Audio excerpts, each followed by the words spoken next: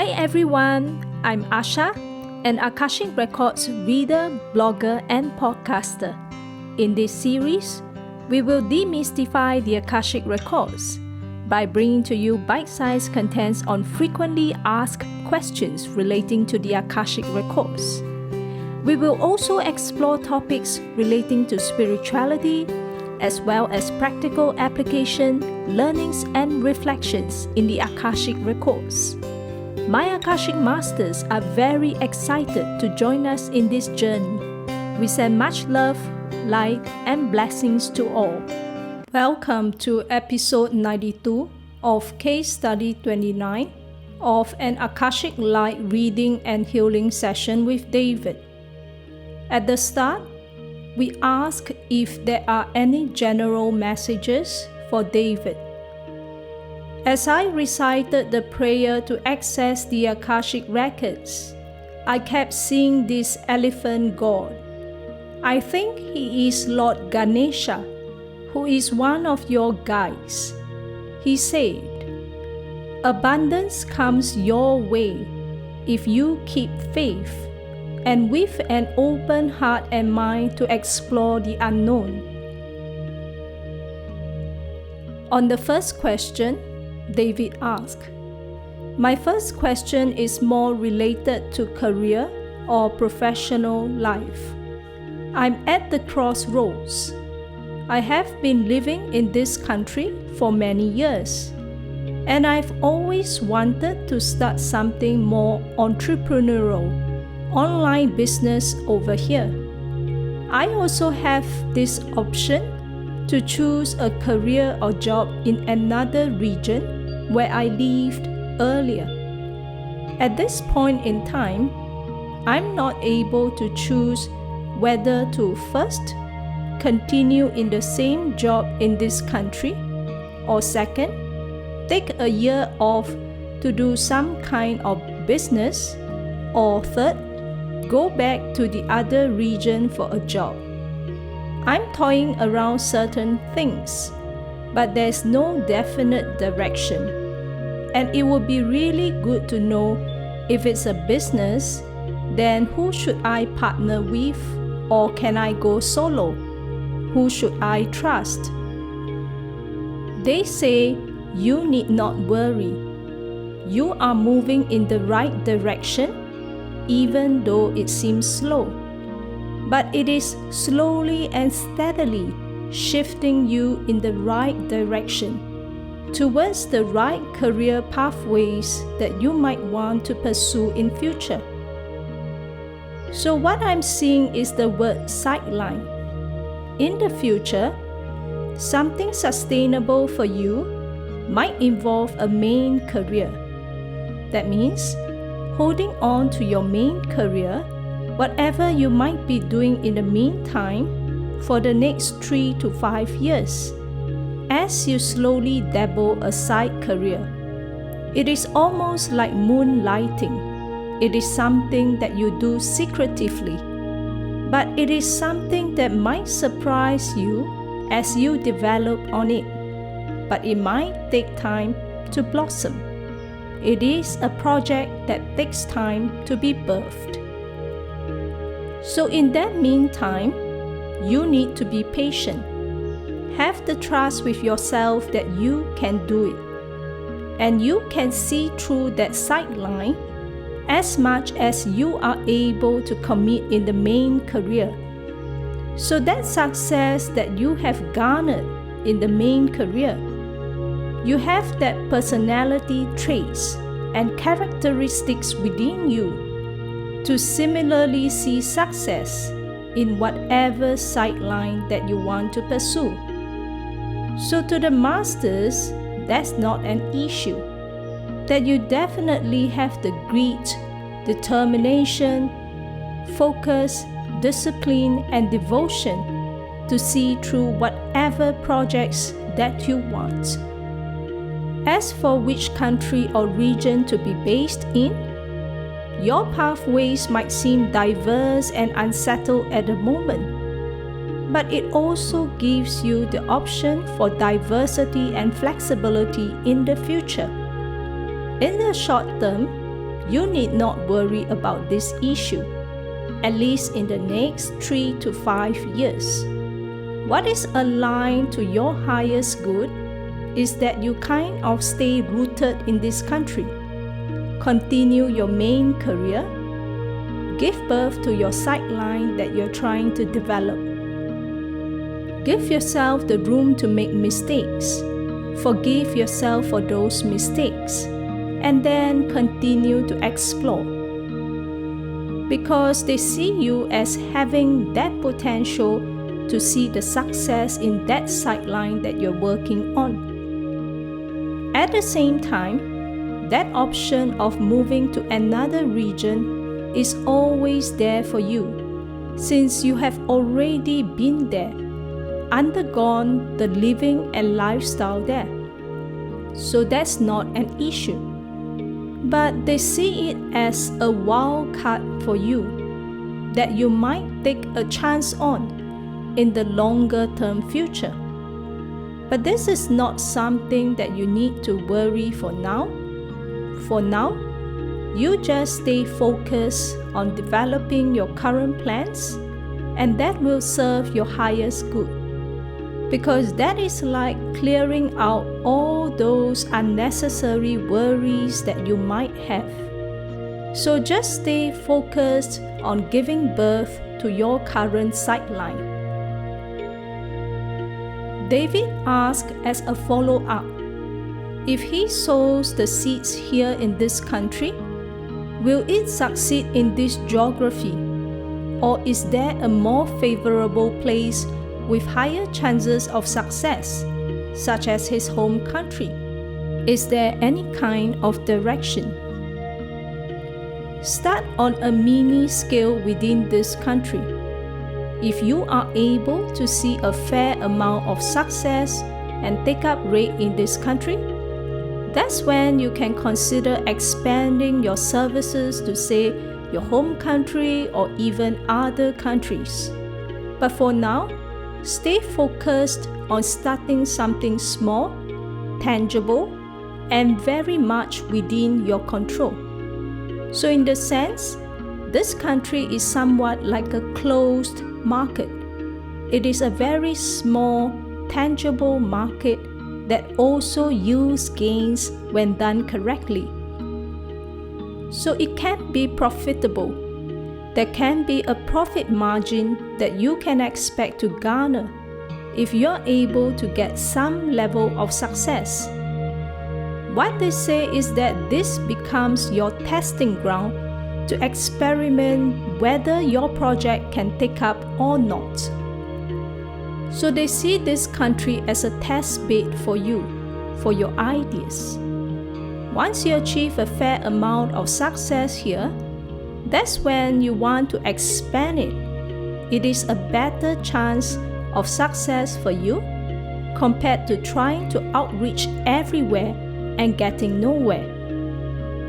David then moved on to his second question. My second question is around my relationships with my family. My marriage was an intercaste marriage, and that has kind of severed my relation with my parents and siblings. To much extent, it has affected me. I hope that will get better at some point of time. But since it was an intercaste marriage, it wasn't accepted well, or it hasn't been accepted. So every time I have to get into a web of lies or put on a mask in order to show that everything is fine. And that false image of me trying to fix this thing with my family has impacted me a lot on a personal level. I'm not happy in general with this kind of arrangement with my family. I would love to hope that this gets better. How long is this going to be? Will I be able to achieve some kind of normalcy at some point in time? The masters are saying that forgive the family, the parents, for the ignorance, Because when it comes to marriage, for you, it is like choosing a heart-to-heart union that is important, a connection. But there are certain societal rules that have been ingrained upon people, that people have taken on. And these are not God-created rules. These are self-made rules between people, between the governing elite and the masses in the past, that created this arrangement of control among people. And unfortunately, across generations, this becomes the norm. People become fixated upon certain rules of marriage, rules of interacting with people, even the caste system that really, in the master's opinion, should be aborted. It is man-made rules rather than God's rules. Unknowingly, we might have held on to certain grudges or certain anger and resentment towards the loved ones for making the decisions they did, for not accepting the union, the marriage, the divine union that you had with your counterpart. And they say that keep your family in prayers. Pray for their hearts and minds to be open with God's wisdom and intelligence, the love and compassion, to be able to accept both of you one day as who you are, as who you proudly and confidently are. And they say that in such times of crisis, they understand it is very difficult for you. But how you can walk through that is really to take back your energies to focus on yourself. And in this period of time, it can feel very difficult, but even to the extent of just ignoring what they have to say, ignoring the naysayers. You have made a decision for yourself. You are honoring your commitment, and so be it. So you're moving on with your lifestyle. But in our hearts, it is important that we are able to accept them for their ignorance, forgive them for their ignorance, and just to pray for them, that they take their own divine timing to come to acceptance to the divine union that you have. And the masters are saying that marriage is a divine sacred union. It is not just two parties getting together and that's it. There is a soul contract at a higher level that both parties chose each other. And it is the ignorance of mankind to insist on certain other rules that defy this divine union. In terms of getting into the state of normalcy, how long will it take? They say it is a bit like COVID. When COVID happened, everybody felt like it will continue forever, that the issue will never improve and will always be stuck. And they say do not be overly caught up with that. Take back your energies, focus on yourself, give birth to your projects, honor your commitment to your divine union, just pray for them. And one day, when they are ready, they will come back to accept. And they are saying that it will be in a very subtle and gentle way. So we might not be able to see them accepting in a very open way like, I fully accept you guys. But it might be indirectly, like coming together for a meal quietly, not saying anything. In the past, it might be very nasty words. But then, it will come to a form of quiet acceptance. So these kinds of subtle signs will start to appear. It might take a few years, but don't lose heart. It will happen. But most importantly, forgive them for their ignorance. On the third query, David asked, in general, I would like to ask if there's anything I should know or anything that the records or the masters would like to tell me. The key message is don't lose faith. Keep pursuing what you're doing in your side career because you're heading in the right direction for yourself. You're giving birth to something new and tangible. That will take time. Start slow, stay focused and committed, and you will be able to expand your outreach.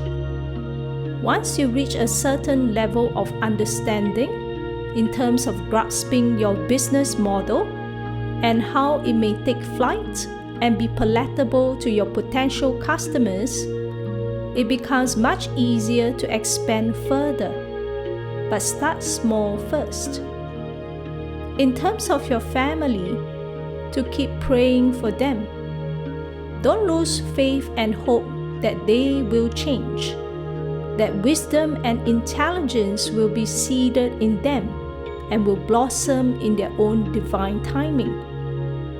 But in the meantime, there's nothing you can do. If we are too caught up with people's expectations and their current set ways of thinking, it doesn't help you in any way. Take back those energies.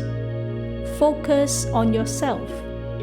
How you can cultivate yourself to be a better person, a more forgiving, loving, open-hearted person, a more compassionate person to just accept them for who they are.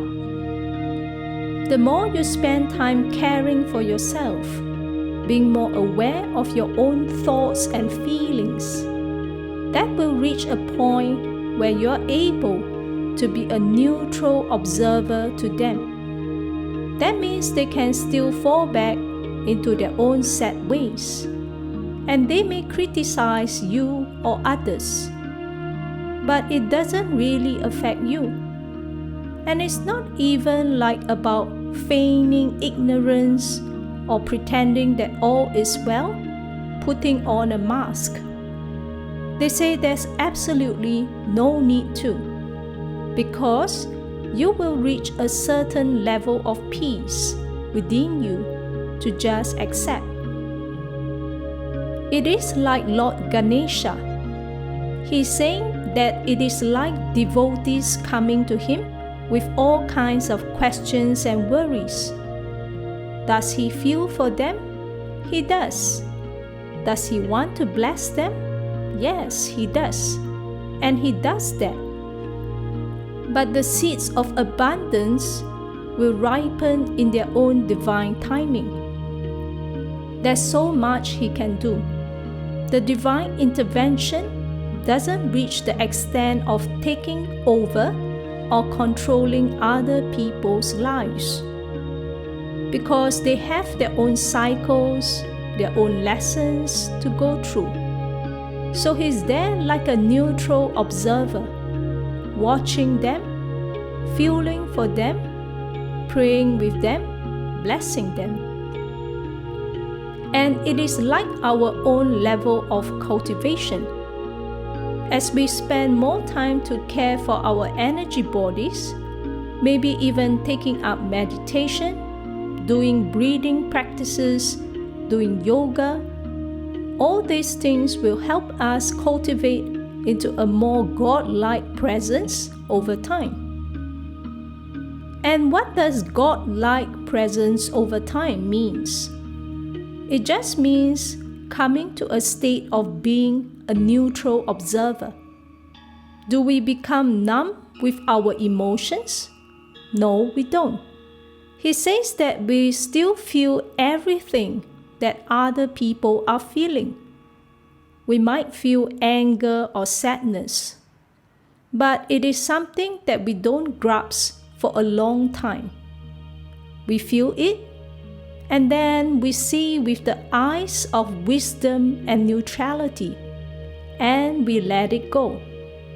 So it comes and it goes. So that is also the beauty of human emotions.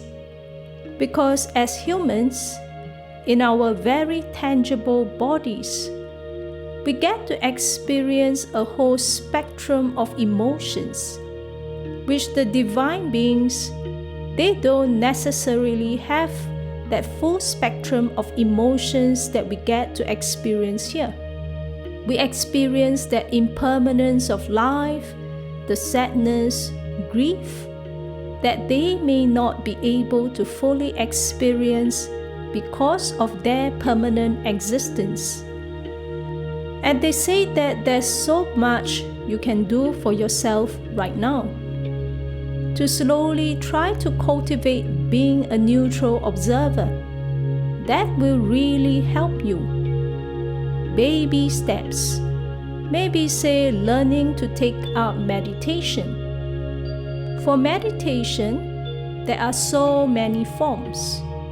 It mainly means cultivating this one object of attention, be it your breath, be it one part of your body, and just gently sending it love.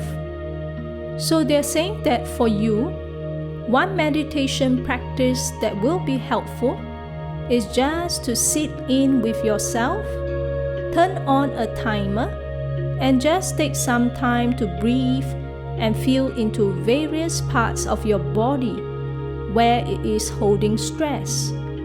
And where it is holding stress, to just send it love. The love from your heart to your own body. That will help you to connect more with your own body. And these little practices will build up. Because as you gain more awareness of your own body, you gain more awareness of your mind. And then you gain more awareness of other people's bodies and minds. And then you realize that we are all together as one interconnected world that we are in. That's when you're able to see things from a higher perspective. And the present issues will still be there, no doubt. The present issues can still be felt, no doubt. But you will be able to transcend over them more quickly without even feeling that you are faking it. There's no need to fake it. It's just it comes, you feel it, and then you let it go. Because you're able to see from a higher perspective. What's the lesson for yourself? What's the lesson for that other person? What's the ignorance of that person at that level? Not really to criticize, but just seeing it as it is and just letting go. So that is something that your soul wants to undergo in this lifetime. And that is why your soul chose these challenges that you're now in. They see it as presenting you with the opportunity for growth in this lifetime. Because it is like different milestones for your soul. So marriage is a milestone. Leaving your family and starting off your own marriage is a milestone. And then feeling the trauma, that breakage in bonds with your family, is also another milestone. So your soul is like clearing different levels of experience and gaining wisdom in that process. So now that part of your family, your role is just to hold space for them as they undergo their own healing and self-realization of their own limited thoughts. We're not there to judge them, criticize them. We just let them be. Because when the time is right, they will realize it themselves. When the time is not right, even if we argue with them, they simply wouldn't get it. But it will only affect us. It will cause us more agony, more misery, and that's not worth your effort. Next, we moved on to the healing segment of this Akashic Records session. David wanted the healing to focus on 1. His health in general, as he has tennis elbow tendinitis for a few years and the healing is taking time. And 2, more mental clarity on his career. We called upon David's Akashic Masters, healing team of the highest light and resonance, Archangel Metatron, Goddess Maitreya, and Lord Ganesha to be with us for this session. We called upon Archangel Metatron to facilitate physical healing on an energetic level to speed up David's healing. As Archangel Metatron sends the healing energy down David's nervous system, a column of light opens up and surrounds David. The healing energy then flows to all of David's meridians at the back of his body and then moving to the meridians at the front of his body. A blue light was also sent down from David's crown to his eyes, throat, and then into his heart. The blue light is to assist to send David some grounding, calming energies to his heart. Archangel Metatron's healing light continued to expand and wrap around David's body like a nest of light.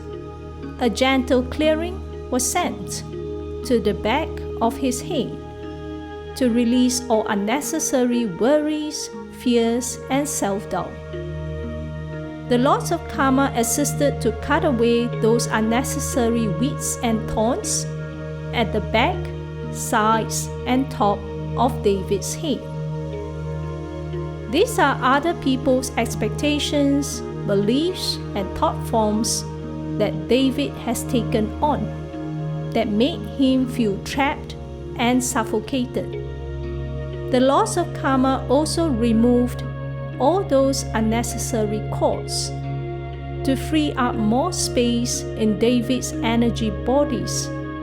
So on a physical level, David will feel that he can breathe deeper and not feel so suffocated and confused. The Lords of Karma also removed a shackle at the soles of David's feet that made him feel trapped and unable to move forward, which he might have taken on from past lives. Archangel Metatron's healing energies continued to circulate around David, flowing into his muscular system and all cells, speeding up cell regeneration and growth. The healing will continue for the next few days in the background as he sleeps to better integrate these energies. The web of light around David sent a gentle clearing to his third eye chakra to strengthen his intuition or sense of knowing, which heightens his ability to trust his own intuition. That intuition, when refined, is a direct channel and portal to his Akashic Masters. The healing energies continued to sweep around David's auric fields and to send healing to various parts of his body as needed, and also flowing into his blood. We called upon the violet flame to run through David's energy bodies 7 times, facilitating a deeper purging of all remnants of dense and discordant energies, and also patch all cords that were cut away and all the tears left behind. A divine being with masculine, warrior-like energies joined us and merged with David, supporting him in his work with courage, bravery, focus, enhancing his belief in himself and his abilities. We invited David's team to send blessings to him and to send the gold light of the Akashic Records to his energy bodies to seal this session. With love and blessings, Asha and Akashic Masters. Thank you for tuning in to this podcast. If you would like to read about my dialogues and reflections with the Akashic Masters, you can visit my free blog at Asha-AkashicRecords.com. Till next time, take care.